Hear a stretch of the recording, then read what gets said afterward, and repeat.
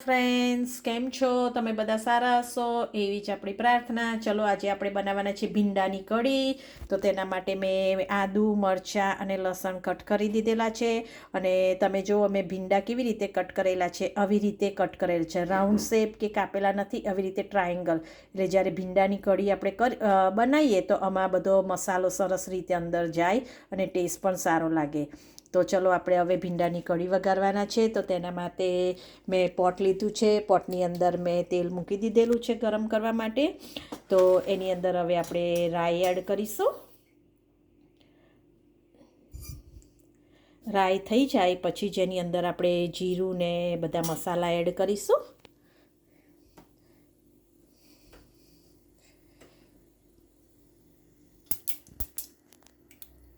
આપણી રાઈ હવે સરસ ફૂટવા માંડી છે.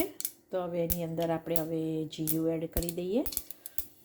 મેં જીરું આવું નાની સ્પૂન છે એટલા માટે 2 નાની ટીસ્પૂન જેટલું જીરું એડ કરું છું. એટલે જીરું હવે જો આપણું થઈ ગયું છે તો એની અંદર હવે આપણે આ મરચાં, આદુ ને લસણ જે કટ કર્યું છે એ બધું એડ કરી દઈશું.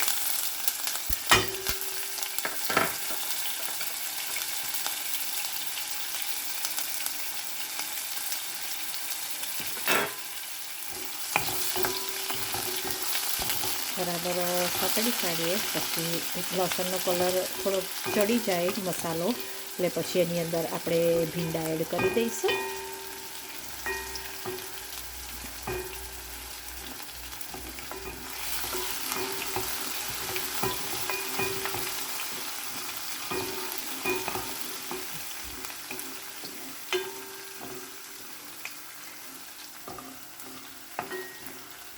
જો હવે લસણનો કલર થોડો ચેન્જ થઈ ગયો છે. તમે જોઈ એટલે લસણ જે કાચું કાચું હોય એવો ટેસ્ટ ના લાગે, સરસ લસણનો ટેસ્ટ આવે. એટલે હવે આવી રીતે લસણ થોડું થઈ જાય, આદુ ને મરચાં લસણ, પછી એની અંદર આપણે હવે ભીંડા એડ કરી દઈશું.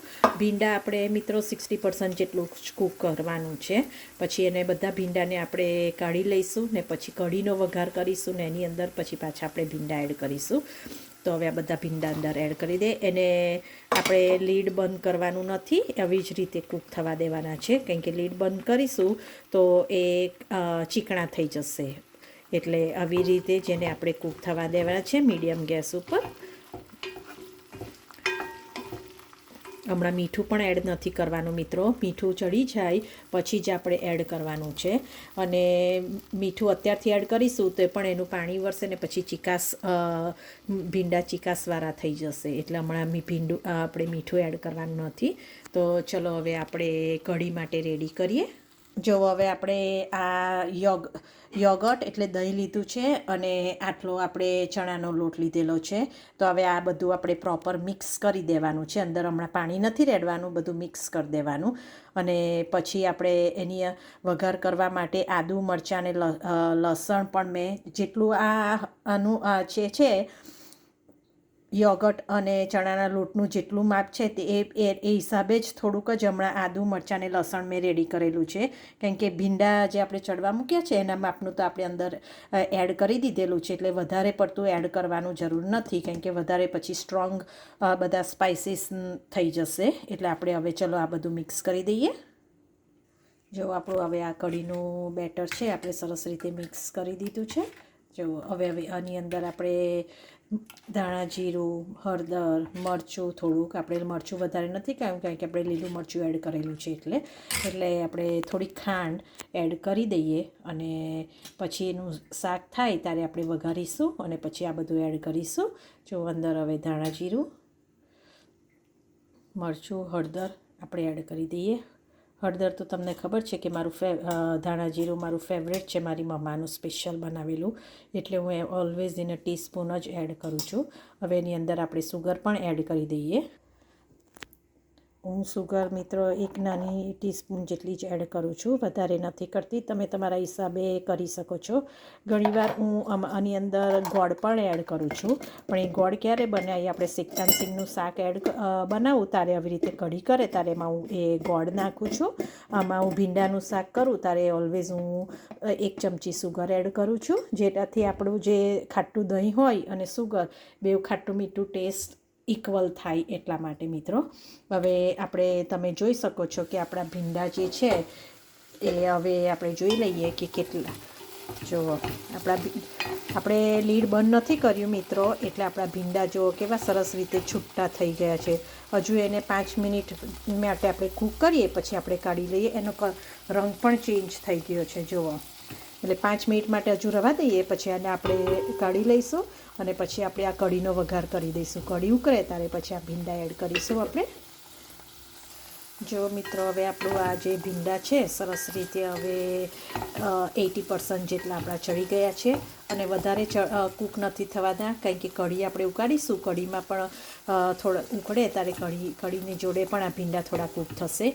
એટલે હવે ચલો આપણે આ બધા ભીંડા આપણી ડીશમાં કાઢી લઈએ. આપણે હવે આ બધા ભીંડા ડીશમાં કાઢી લીધેલા છે. તો હવે એ જ પોટની અંદર આપણે ઘી મૂકવાનું છે.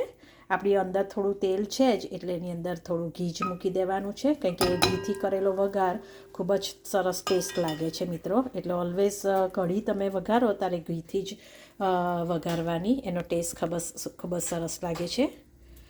ઘી મેલ્ટ થાય એટલે એની અંદર આપણે રાઈ એડ કરી દઈશું.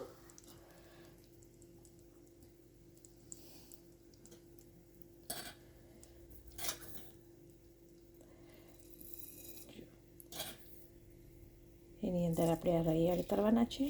હું લાલ મરચું કે એવું કંઈ નાખવાની નથી, અધરવાઇઝ હું કઢી કરું ત્યારે 1 સૂકું લાલ કશ્મીરી મરચું કાં તો 1 લાલ મરચું એડ કરું છું, પણ આજે હું એડ નથી કરવાની. આપણી આ રાઈ થાય એટલે એની અંદર જીરું એડ કરી દઈશું. આપણી આ રાઈ થઈ ગઈ છે. હવે એની અંદર આપણે આ થોડુંક જ જીરું એડ કરવાના છે, કારણ કે જીરું ઓલરેડી આપણે શાકમાં એડ કરેલું હતું એટલે મિત્રો. પછી એની અંદર આ થોડીક હિંગ એડ કરવાના છે. અને હિંગ તમારા હિસાબે, હિંગ તમે ના ખાતા હોય તો તમારે એડ નહીં કરવાની મિત્રો. અને હવે એની અંદર આપણે આ બધો મસાલો એડ કરી દઈએ.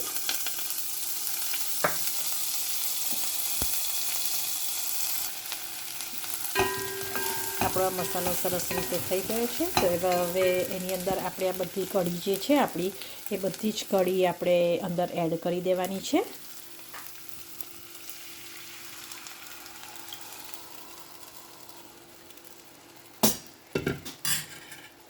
અને હવે એને મીડિયમ તાપે એને કૂક થવા દેવાની છે. થોડી 5 મિનિટ એને ઉકાળ આવી જાય પછી એની અંદર આપણે જે ભીંડા આપણે કાઢી લીધા હતા એ બધા ભીંડા એડ કરી દેવાના છે. તો હવે એની અંદર આપણે મીઠું પણ આ જ ટાઈમે હવે એડ કરી દેવાનું છે. મીઠું તમારા હિસાબે તમે એડ કરી શકો છો, વધારે પણ ઓછું જે રીતે ખાતા હોય એ પ્રમાણે તમે મીઠું એડ કરી શકો છો. એટલે આપણે હવે આ મીઠું એડ કરી દીધું છે. હવે એને થોડીક વાર આપણે ઉકળવા દઈશું, પછી એની અંદર આપણે ભીંડા એડ કરીશું. જો હવે આપણે આ કઢી બરાબર ઉકળવા માંડી છે તો એની અંદર હવે આપણે બધા ભીંડા એડ કરી દઈશું અને પછી એને ફરી પાછું 5 મિનિટ માટે ઉકળવા દઈશું. એટલે આપણું આ ભીંડાની કઢી રેડી થઈ જશે. તો એની અંદર હવે ભીંડા એડ કરી દઈએ. જો મિત્રો હવે આપણી કઢી સરસ રીતે જાડી થઈ ગઈ છે. જો સરસ રીતે ઉકળી ગઈ છે અને ભીંડા પણ જો સરસ રીતે અંદર કૂક થઈ ગયા છે. તો હવે એની અંદર આપણે કોરિએન્ડર એડ કરી દઈશું અને હવે બધું બરાબર મિક્સ કરી દઈએ. હવે આપણી આ ભીંડાની કઢી ખાવા માટે રેડી થઈ ગઈ છે. જો તમે જોઈ શકો છો કે કેટલી સરસ દેખાય છે ભીંડાની કઢી. તો ચલો હવે આપણે બાઉલમાં ખાવા માટે આપણે રેડી કરી દઈએ.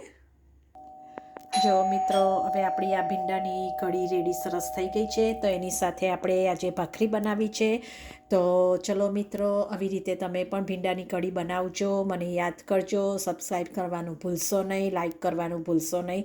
આવી રીતે કઢી બનાવવાથી ભીંડા પણ લોચો લોચો નથી થઈ જતા, એકદમ નાઈસ. તમે જોયા છે આમાં કેવી રીતે સરસ નાઈસ આખા રહે છે ભીંડા. એટલે આવી રીતે તમે ભીંડાની કઢી જરૂરથી બનાવજો, મને યાદ કરજો અને સબસ્ક્રાઈબ કરવાનું ભૂલશો નહીં, લાઈક કરવાનું ભૂલશો નહીં. ચલો મિત્રો, બાય.